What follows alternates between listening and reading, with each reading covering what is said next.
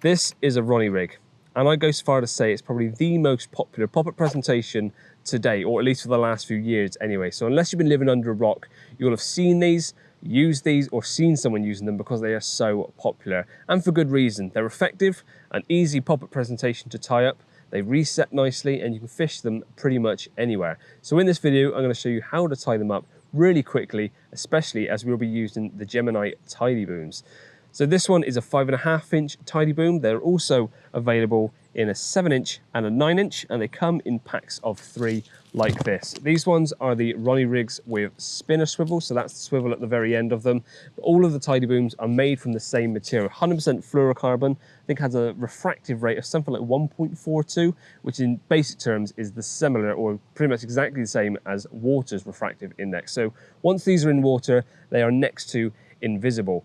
The material is 30-pound breaking strain. The loops either end are fused, which is far greater strength than any kind of knot you can tie, and they reset nicely. They're the perfect balance of stiffness but still movability, so that a fish come from any angle, there's still enough movement in that boom that it can go into a carp's mouth and not too rigid, but it then resets itself perfectly. And that is why there's been over 1 million items sold worldwide by Gemini. So how do you tie this up?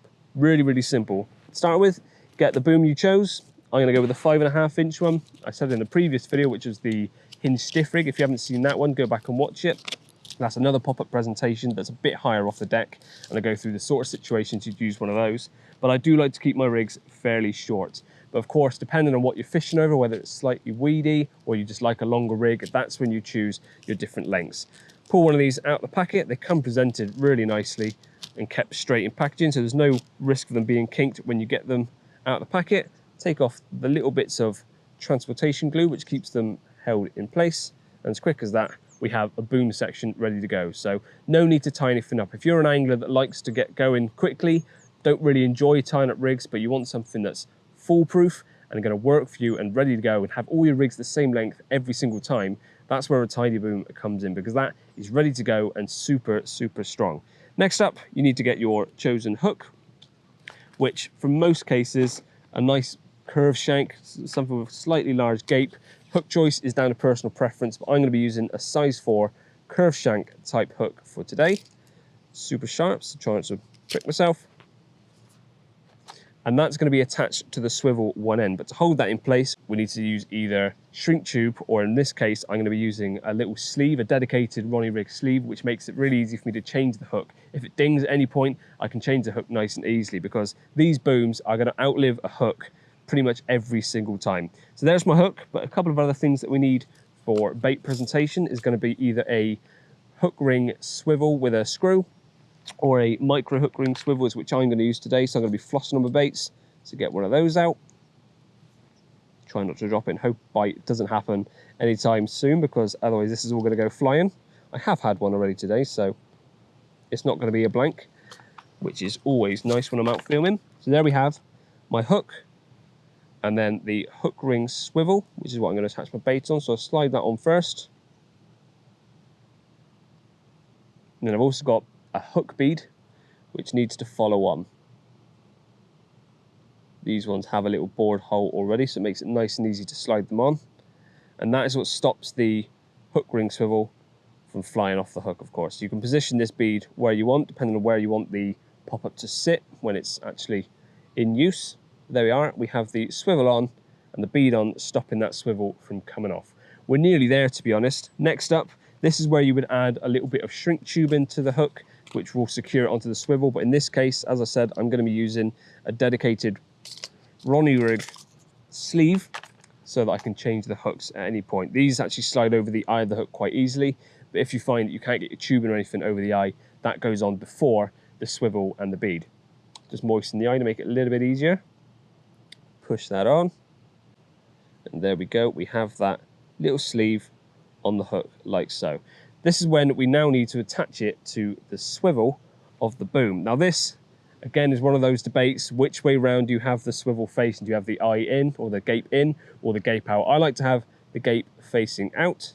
Just personal preference. I think if anything happened there, it's a little bit smoother on a fish's lip, although I really don't think it makes a difference. So it doesn't matter which way you hook that onto the hook, and then slide the little sleeve down over the swivel. or if you're using shrink tubing, that's where you decide to shrink tubing down and then use a lighter or steam to shrink it down. The only reason I'm using a sleeve like this is because, as I mentioned, if I caught a fish and that hook point dinged, or was fishing on a gravelly area and brought the hook in and it caught something, it dinked the hook, rather than having to cut the tubing off, which is not the end of the world, I can just slide that sleeve back, take the hook off and all the beads and everything, put a new bead, or put the bead and hook ring swivel back on, sleeve on a new hook and hook back on, and we're ready to go. I don't have to change the putty or anything, everything's good to go.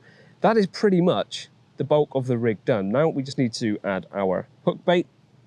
Because I've used a hook ring swivel, this one's going to get flossed on, but if you've used a hook ring screw, that's where you just screw your baits on, which is often what I do. But just to make things a bit different, I'm going to floss one on. Pretty simple, but if you've never flossed on a bait before, all you do is put your bait needle through your chosen pop-up, thread the floss through the small eye on the hook ring swivel, put it through till it's about halfway down the floss, join the two bits together and pull it nice and tight. Then you just attach your hook bait as if you're adding it to a hair rig or something. Pull it through, pull all the floss through the bait, like so, and then I like to snug my hook baits just down onto the barrel of that swivel. Some people like to have it on the top eye of the swivel, but I like to have it snug down to the barrel of the swivel, so the eye is completely free to move around on that hook. It just looks neat, and the mechanics of that swivel is still very much able to do its job. Trim that off, get a lighter, blob it down. There we go. That hook bait is now secured. This is where I can move that bead around, just check how I want that pop-up to sit. So actually just at the top of the shank of the hook on the bend, that's pretty much perfect to have that pop-up sitting directly above the hook. But if I wanted to, I can move that bead down a bit so that the hook sort of hangs a little bit lower. Completely up to you, trial and error how you want to fish them.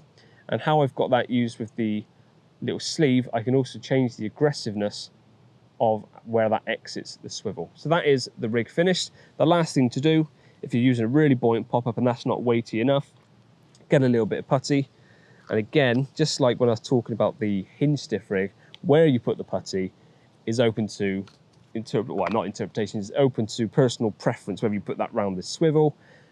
As I said in the last one, I prefer to do it away from the swivel, so I let those swivel do their thing, let the mechanics work, and I add my putty around the fused loop just before the swivel. So it's completely away from the swivels, lets that do its thing, but I've still got a weight there that pins all of it down. So there we have the Ronnie rig finished. Attach that to however you're going to fish. If you're using a lead clip, maybe attach that. Again, you just have to put a little tail rubber on to attach this to a lead clip setup, or maybe a helicopter. Again, with a presentation like this, I'd probably most likely use it with a helicopter presentation, just so it's got that flexibility and freedom to land exactly where it wants away from the lead. But as simple as that, I've got a Ronnie rig tied up, ready to go. And because these booms are all exactly the same when they come out of the packet, I can knock a few of these up in a few minutes and know that every single rig is identical. So if you found a platform or a rig or a setup that works for you, there's no little discrepancies between each rig you tie. They're always exactly the same. So that is the Tidy Booms from Gemini. This is the Ronnie with a spinner swivel, to be specific.